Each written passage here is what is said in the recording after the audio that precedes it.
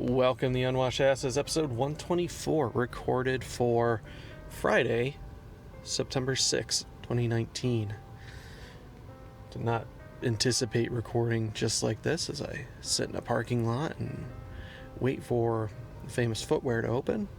Turns out, your mother was right. You should try on the shoes before you buy them, and even if you do try them on, make sure to stand up and walk around a bit. Because while I decided to treat myself and get some shoes that have some actual arch support and aren't essentially Vans or Converse, made the mistake of getting either a half size or a full size too small, and so the 2 hours I did wear them, I managed to fully put my feet to sleep from lack of circulation. So I was hoping to be home by now. Drop the boy off to school. Figure, you know what? We'll run down to a shoe store after that and get that exchange and kind of have the rest of my day open up until he's out of school. No, instead I have to sit in a parking lot and try and kill time until they open up. So I apologize for the audio quality on this one. But let's do a follow-up then to Spider-Man. I said I was going to do this review in two parts. The first was covering the main storyline itself, and now that the main chunk is done, now we can move into the DLC, the City That Never Sleeps. City That Never Sleeps was released shortly after the initial game came out, over the course of a month.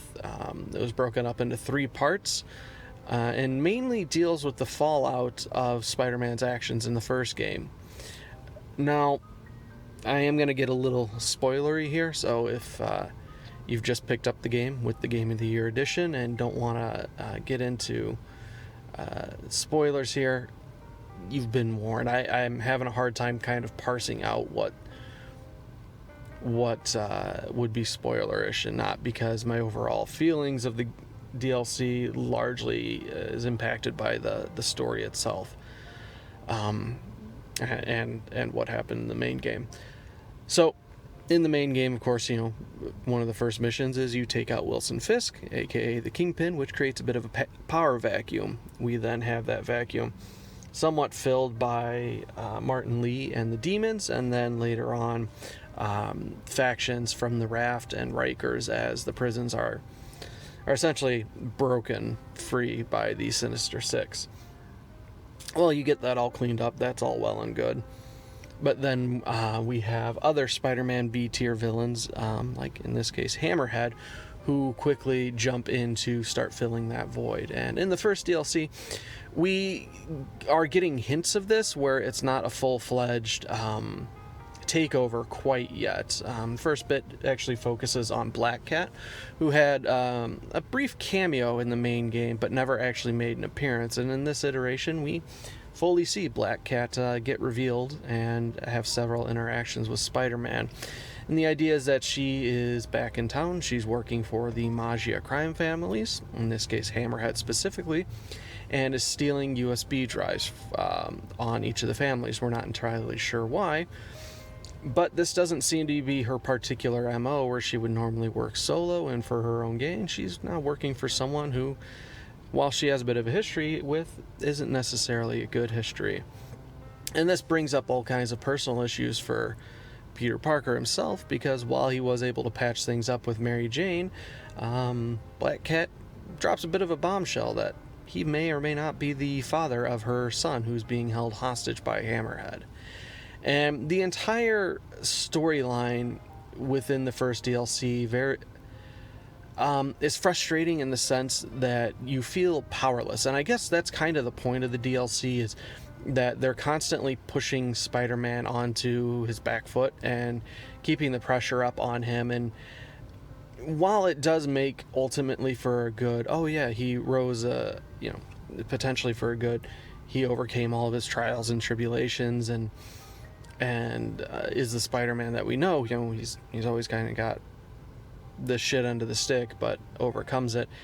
It's frustrating to play through for several hours on end, where Black Cat is clearly just jerking him around and using him for her own purposes. And it's obvious to see what's going on, and it's kind of like watching a horror movie where you're left screaming at the screen like, you idiot, don't do this is what's happening. But rather than be an hour and a half to 2 hours, you're left for, depending on how completionist you want to get with it, 3 to 5 hours of just grinding through content and suffering through a story that's very telegraphed. Afterwards, this leads into the return of Captain Watanabe, and we start delving into her character a little bit more, where she's then pursuing Hammerhead and the Magi and seems to have her own vendetta. And this, I felt, was the strongest of the 3 pieces of DLC, in the sense that it was very moody, very detective noir in its tones. The first DLC takes place entirely at night.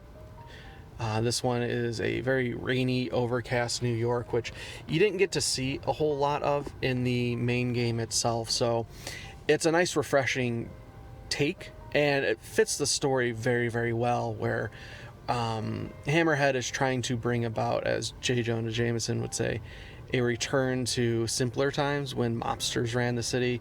And so you get a very heavy helping of that, like, 1930s mobster. And for Spider-Man, it works well. I had an extremely good time going through mobster hangouts and old sanitariums where they have operations going on and you're trying to find their caches, and essentially tagging along on this story of vengeance. And this is where we start to see real bits of humanity peek through in the story, and Spider-Man starts relating to side characters that ultimately mean nothing, but it's impactful and it serves to build, who he is as a character and why he does what he does. It's a very strong entry into the DLC, and it's unfortunate that the third part, where we have the culmination of everything coming together, essentially drops the ball.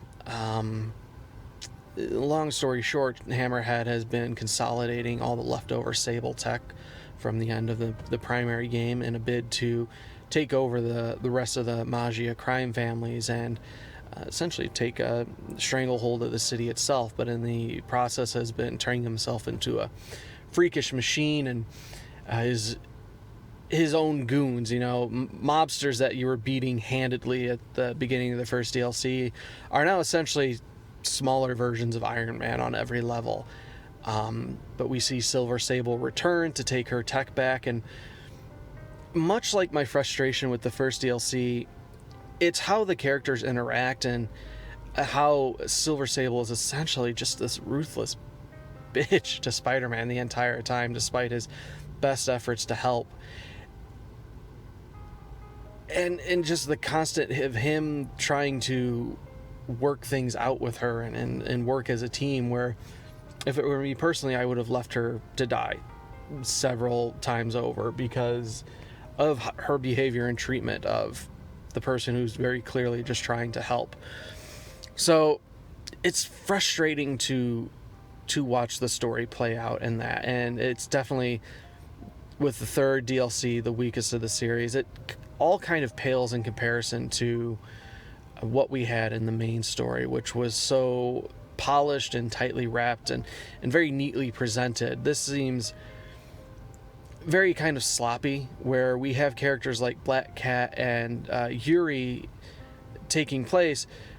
Their return in the DLC almost seems lazy in the fact that the characters aren't fully realized. They have great setups, but nothing ever really pays off with them. And what little does come of it is disappointing. And it's almost like, you had such a great setup, now I almost don't care because of how poorly it was handled in the end. On top of that, the DLC itself gets very grindy in the sense that you're repeating a lot of the tasks that you did in the main game, as far as taking down bases and stopping crimes in various parts of the city. It doesn't have you covering the entire city, each of the DLCs. It breaks it up into halves almost, but it's still tedious to go through and do all of these activities again.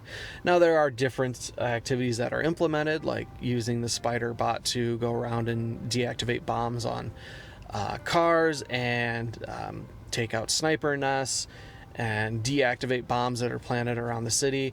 While those are refreshing the first couple times you do them, when you have to do them a dozen times over the course of the DLC, it felt more like a chore than anything else. Now, it's good that they give you additional crime tokens and base tokens and challenge tokens for doing these things. So if you're like me and you're still working on, completing all the gadgets and the suit upgrades and the suits themselves, this is an excellent source of extra tokens. After doing all of that in the game, the main game itself, having to do it again in the DLC, I was sick of it. I was actively starting to hate the game, and by the time I got into the third chunk of DLC, I was not having fun any longer. I just wanted it to be over.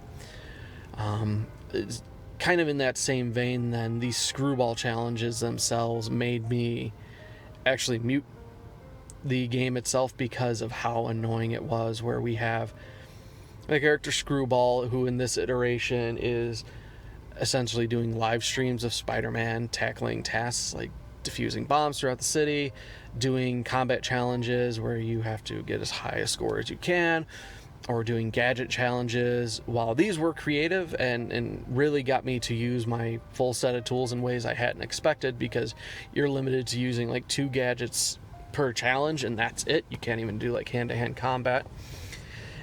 The character herself was overly annoying because she is the embodiment of your typical streamer or internet personality at this point. Think like PewDiePie or Ninja. Really anybody who screams, "Hey guys, it's me! We're doing this. Make sure to smash that like, subscribe button, comment down below," as she just tries to gain followers and build an audience on her crimes. You had her in the main game to some extent, but she got arrested. But guess what? DLC, she's now paroled. And some of the stealth challenges for her, where you have to take out a certain number of enemies without being detected in a time limit, is bad enough, but then having to worry about cameras that repeatedly pop on while she does inane banter and constantly shrieks in your ear, it gets tiresome very, very quickly and frustrating to no end.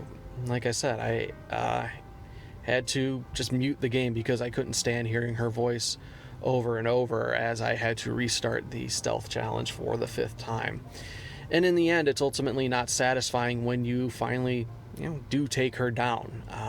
It was the absolute worst point in an already troublesome DLC. Now,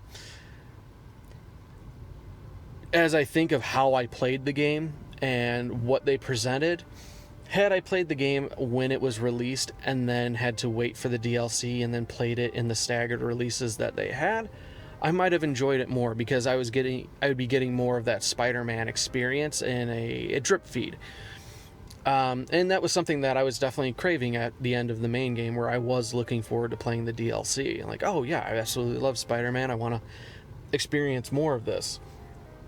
But when you put yourself on a death march like I did, where you have the main game and then the DLC available right away, and you're working to complete absolutely every objective so you do get that 100% rating, it's just that. It's a slog, and it's mind-numbing and tedious, and ultimately the DLC left a very sour taste in my mouth because of it. Now, I feel this is kind of relevant because with the Game of the Year edition, you're going to get the same experience I did, where the DLC is available in one big pack as soon as you complete the main story. Pace yourself. Take your time. I know it's tempting to rush through and complete all the objectives and do everything you can, but if you end up doing it that way, it's almost too much of a good thing. Where you're left with a sick stomach from all the sweet deliciousness that is Spider-Man. Now, don't get me wrong, the game still plays extremely well, the soundtrack's amazing, the combat flows. Oh, and that, I totally almost forgot to mention, the DLC is insanely hard. if you played the main game on normal and then go into the DLC, because of the technology that the goons themselves are using, like shields and heavies with miniguns and whips and all this, there's a lot more nuance to the combat itself. And this is another frustrating aspect, because essentially each base or combat challenge you get into is balls to the wall. You have to be 100% focused on what you're doing, because it's very easy to get downed in these fights. And I actually had to change how my playstyle worked in the game itself. Or the main game, I did a lot of web-based attacks. With the new enemy types, you have to stun them just because of the armor they're using, or how essentially invulnerable they are and how much health they have. Where if you can't stun lock them, the fight itself drags on and they will eventually just whittle you down. So because of the difficulty, again, had to change my play style, and it wasn't something I necessarily enjoyed. It was more, I have to play this way, otherwise I'm not going to beat it. And as I was looking through, forums regarding this, like, am I just doing something wrong here? This seems much, much harder. That was kind of the sentiment from the community at large, where the DLC on normal felt like the hardest difficulty of the base game.